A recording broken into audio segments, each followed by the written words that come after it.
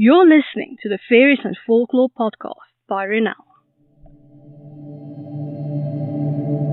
I'm dark fantasy author Ronel Janse van Vuuren. With over a decade of digging around in dusty folklore books, researching creatures of imagination that ignited my curiosity, I'm here to share the folklore in a nutshell and how I reimagined it for my writing in An Origin of the Fae. This is the Faeries and Folklore podcast. Hi, I'm your host, Ronel Janse van Vuuren. You can just call me Ronel. In today's episode, we're continuing our exploration of the Fae realm.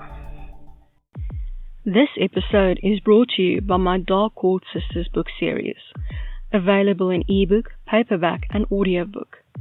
3 sisters, 3 destinies, 3 ways to destroy the world. Go to ronelthemythmaker.com/Dark Court Sisters series for more. You can now support my time in producing the podcast, researching, writing, and everything else involved by buying me a coffee. This can be a once-off thing, or you can buy me coffee again in the future at your discretion. Go to buymeacoffee.com/Ronel to support me.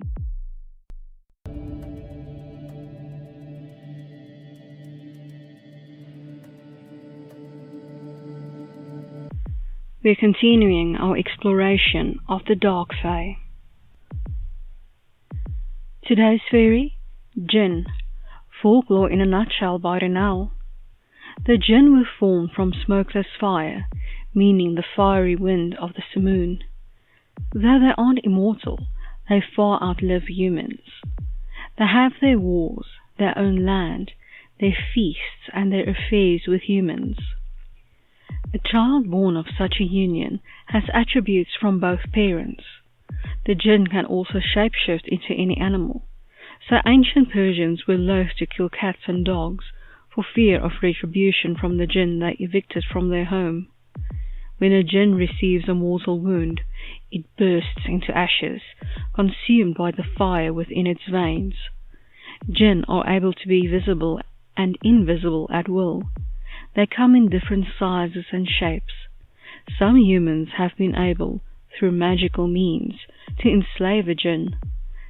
Some Djinn are malevolent, being seen as the reason for sandstorms, while others are helpful, like the genie in the lamp from Arabian Nights. And now for my interpretation of the Fae, in An Origin of the Fae, Djinn.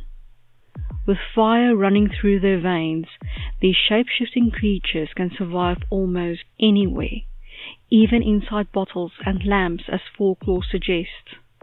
Though capturing a Djinn and stuffing it into a bottle is a very bad idea, as the magic needed to do so and the consequences of that far outweighs any benefit from having a Djinn at your beck and call. Djinn enjoy terrifying humans and Fae alike, so they go for the scariest, most grotesque features they can think up when appearing before others. Though they don't mind handing out magical gifts, they like handing out curses more. A gift to protect can turn out to be a poisonous touch. They have the power to turn into any creature or into a puff of smoke. Their main mission in life is to cause mayhem. Helpful Djinn are as rare as a 4-leaf clover. They are charismatic, charming, and chaotic. As a little bonus, let's look at Djinn, translated to Afrikaans. Djinn. I hope that you've enjoyed this episode of the Faeries and Folklore podcast, and that you've learned something new about fairy. Remember that you can get a transcript of this episode in the description. If you're new to the podcast, why not go and grab your free copy of Unseen, the second book in the fairy tale series, on my website, ronelthemythmaker.com. Loads of folklore, magic, and danger await. Take care.